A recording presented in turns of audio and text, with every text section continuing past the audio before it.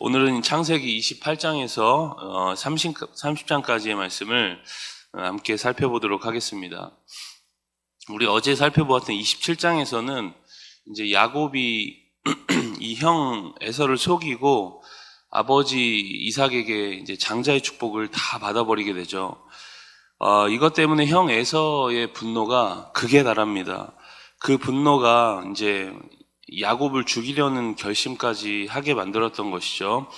어머니 리브가는 이러다가 이제 집안에서 살인이 일어날 것을 우려해서 이제 야곱을 하란에 살고 있는 자신의 이제 친오빠인 라반에게 보내기로 결심합니다.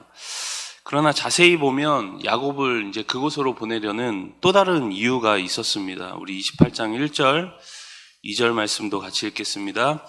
이삭이 야곱을 불러 그에게 축복하고 또 당부하여 이르되 너는 가나안 사람의 딸들 중에서 아내를 맞이하지 말고 일어나 밧단 아람으로 가서 내 외조부 부두엘의 집에 이르러 거기서 내 외삼촌 라반의 딸들 중에서 아내를 맞이하라. 이 장남이었던 에서가 자꾸 이제 가나안 족속 여인을 아내로 맞이하니까 부모 입장에서 이것이 이제 걱정이었던 거죠. 이제 지금으로 보자면 이 자녀가 자꾸 불신 결혼을 해서 세상 문화를 받아들이고 또 하나님이 원하지 않는 삶을 그 가정이 살까, 그런 가문이 될까, 그것이 두려웠던 것 같습니다. 어쨌든 야곱은 외삼촌의 집인 이러한 이유를 가지고 외삼촌의 집인 밧단 아람으로 떠나게 됩니다. 부엘세바에서 하란 땅이었던 밧단 아람까지는 이제 약 900km가 된다고 하니까 서울에서 이제 부산을 왔다 갔다 하는 거리죠. 걸어서 당시 이제 걸음으로 걸어서 이제 한 달 이상이 걸리는 가깝지 않은 거리입니다. 야곱은 이제 그 밧단 아람으로 가는 중에 이제 루스라는 곳에 이르게 되죠.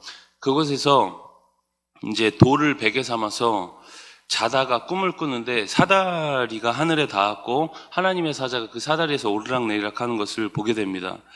그러면서 하늘에서 하늘의 음성이 들리죠. 13절부터 15절까지가 그러한 내용입니다. 이제 요약하면 이런 이야기입니다. 야곱에게 복을 줄 것이고 야곱 너에게 이제 복을 줄 거고 끝까지 너와 함께 하겠다라는 그런 약속이었습니다. 여러분, 이것이 우리를 향한 하나님의 뜻임을 우리는 항상 기억을 해야 합니다. 삶에 우리가 어려움이 많이 있죠. 모든 것이 내 뜻대로 되지 않는 때가 대부분인 것 같습니다. 때로는 야곱처럼 우리 삶에 가장 비참한 지경에 놓일 때도 있습니다. 도망자 신세가 되어서 이제 노숙하면서 돌베개 베고 자는 그 상황을 한번 생각해 보시길 바랍니다. 얼마나 삶이 우울할까요? 그러나 하나님은 언제나 야곱에게 함께 하신다, 너와 함께 하겠다, 그렇게 이제 말씀합니다. 야곱은 그곳을 하나님의 집이란 뜻으로 베델이라고 이제 부르게 되죠. 야곱은 잠에서 깨어났고 그곳에서 하나님께 돌단을 쌓고 신앙적인 서원을 하고 이제 28장이 마무리가 됩니다. 야곱이 드디어 이제 하란 땅 밧단 아람에 도착을 하게 되죠. 29장으로 가면 한 우물가에 이르렀고 그곳 사람들이 양떼들에게 이제 물을 먹이고 있습니다. 4절에 보면 야곱은 그들을 이제 형제라고 이렇게 부르게 되죠. 그만큼 그들이 굉장히 반가웠던 것 같습니다. 그들에게 이제 라반에 대해서 묻게 되죠. 마침 그때 이제 라반의 딸인 라헬이 이 우물가로 양떼들과 함께 오고 있음을 알려줍니다. 야곱은 이제 라헬을 만났고 그녀를 보고 이제 목소리 높여 크게 이제 울고 있는 장면이죠. 여러분, 왜 울었을까요? 그 먼 거리를 와서 만나고자 했던 이제 이를 만났고 그 사이에 지켜주신 하나님의 은혜를 생각하니까 마음이 굉장히 울컥했겠죠. 야곱은 라헬에게 자신을 소개했고 라헬은 자신의 아버지 라반에게 달려가 이제 야곱이 왔다고 이렇게 알려주게 됩니다. 이제 야곱과 라반은 둘이 얼싸안고 이제 야곱을 집으로 들이게 되죠. 그렇게 야곱이 라반의 집에서 한 달을 거주하게 됩니다. 그런데 여러분, 반가움도 잠시, 이제 라반은 야곱을 그냥 집안에 둘 수는 없었습니다. 품삯을 정하고 그에게 이제 일을 시키게 되죠. 라반은 야곱과 이 혈육 관계인 동시에 이제 새로운 관계를 재설정합니다. 이제 노사 관계를 추가해서 그 관계를 설정하죠. 어찌 보면 이 라반이 호락호락한 사람이 아니다라는 것을 이러한 대목에서 우리는 볼 수 있습니다. 야곱은 라헬을 위해서 이제 7년이나 그곳에서 일을 하게 되죠. 그러나 야곱이 라헬을 얼마나 이제 좋아하고 사랑했는지 20절에 보면 7년을 며칠같이 여겼다, 그렇게 이야기를 합니다. 7년이 지났고 야곱은 이제 라헬을 자신의 아내로 달라, 그렇게 요청을 합니다.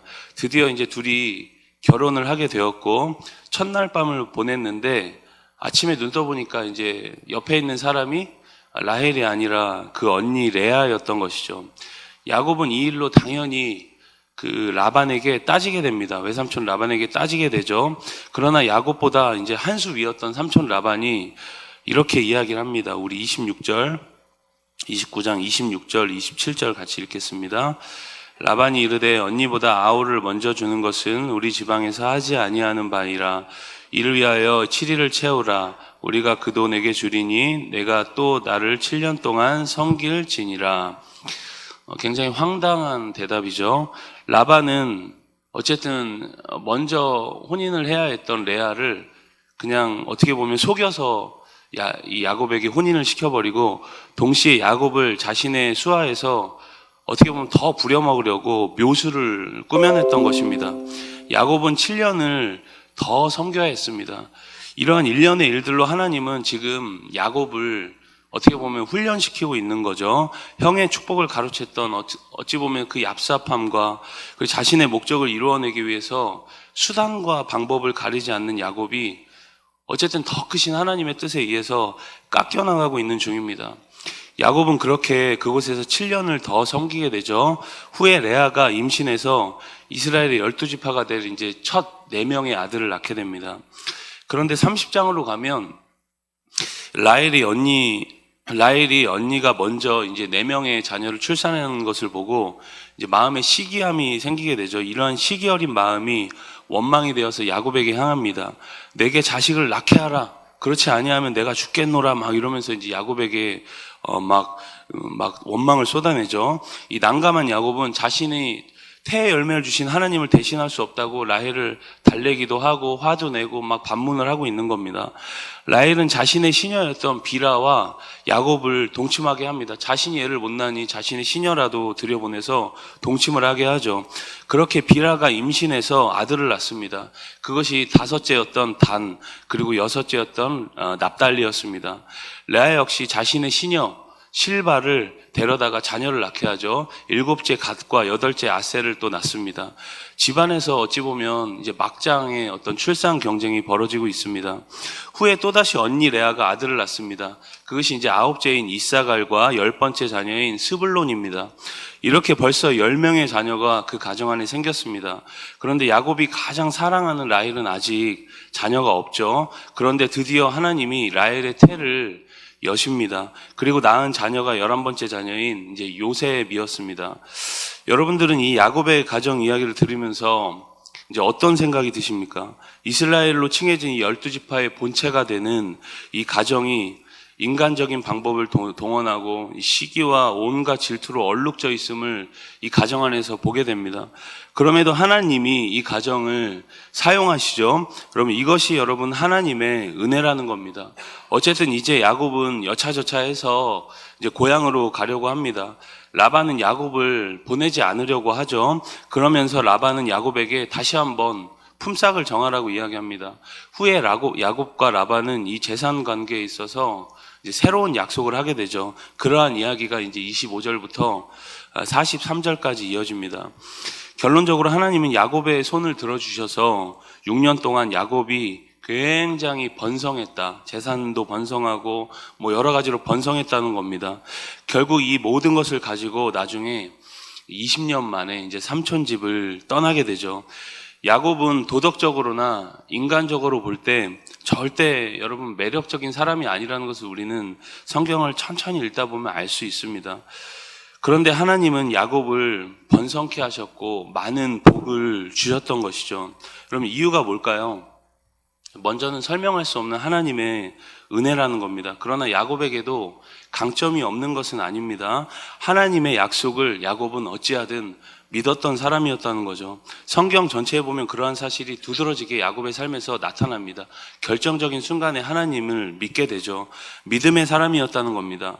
여러분, 우리에게도 이 새벽에 하나님을 향한 절대적인 신뢰함과 약속에 대한 믿음이 우리 가운데 충만히 넘치기를 주님의 이름으로 간절히 소망합니다. 우리 창세기 28장에서 30장까지의 말씀을 경청합니다. 주의 말씀은 내 발의 등이요 내 길의 빛이니이다.